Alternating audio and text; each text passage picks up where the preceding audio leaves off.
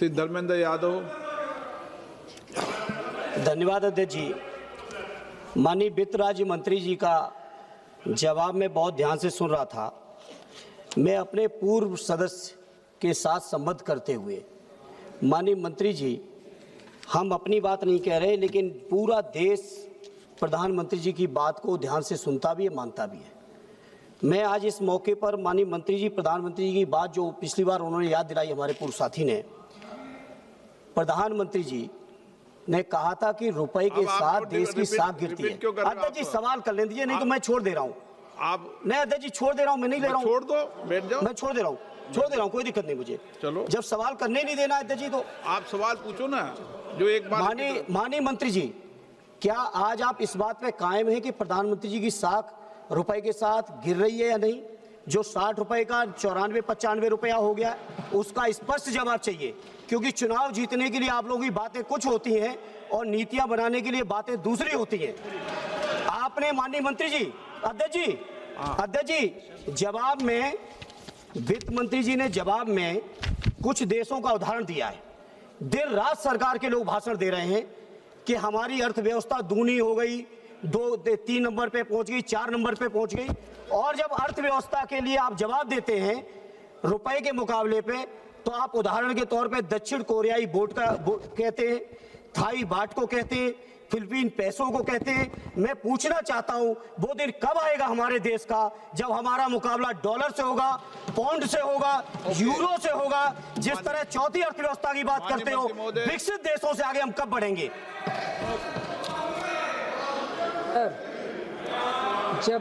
जब जवाब दिया जाता है,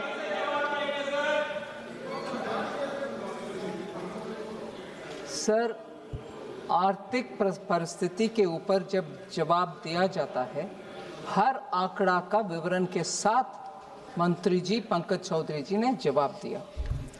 फिर भी अगर प्रधानमंत्री का साथ मैं याद दिलाना चाहती हूँ, 2 महीने पहले तक एक रीसेंट सर्वे में भी, ग्लोबली जो सर्वे हुआ, सभी प्रधानमंत्री और राष्ट्रपति गण के पॉपुलैरिटी के ऊपर जहां सर्वे हुआ, भारत के प्रधानमंत्री सबसे ऊपर है। इकोनॉमी का विषय इन्होंने प्रश्न पूछा और भारत के प्रधानमंत्री का साख क्या है, इसका जवाब यही है।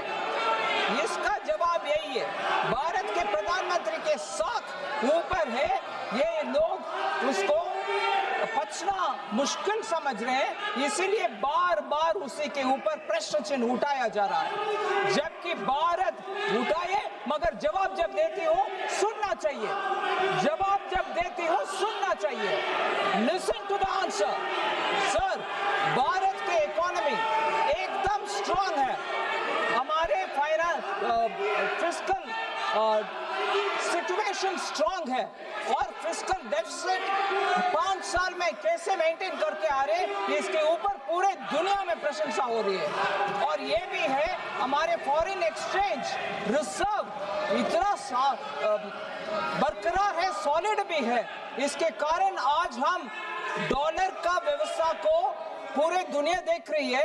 हर एक इमर्जिंग मार्केट का इकोनॉमी के साथ भारत को तुलने में हमारे रुपया ठीक चल रही है, और रुपया को ठीक चल रही है, बिल्कुल ठीक चल रही है। No, absolutely going fine. Sir, अगर प्रश्न पूछने वाले को कम से कम जवाब सुनने का क्षमता होना चाहिए। They should have the strength to hear the reply.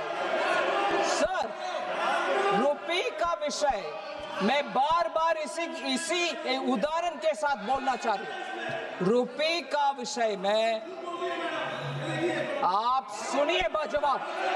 झूठ बोलने के लिए उधर से इधर आ गए आप। आपके स्थान पर जाइए अगर स्पीकर साहब बोलेंगे।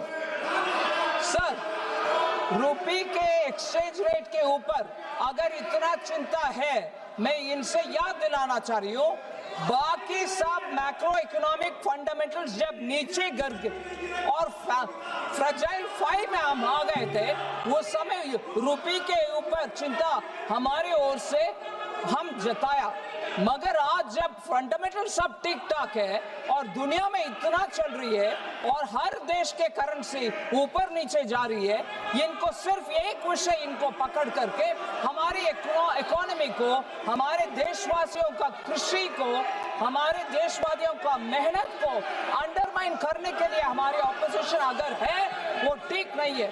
आज हमारे देश का रिक्वायरमेंट है हमारे अपने जनता का मेहनत को हम कॉग्निसेंस में ले और उसका साथ खड़े रहे, उनके साथ खड़े रहे, ना कि हमारे देश को ही कभी बार बार नीचे दिखाने के लिए ये प्रयत्न जो चल रही है वो गलत है।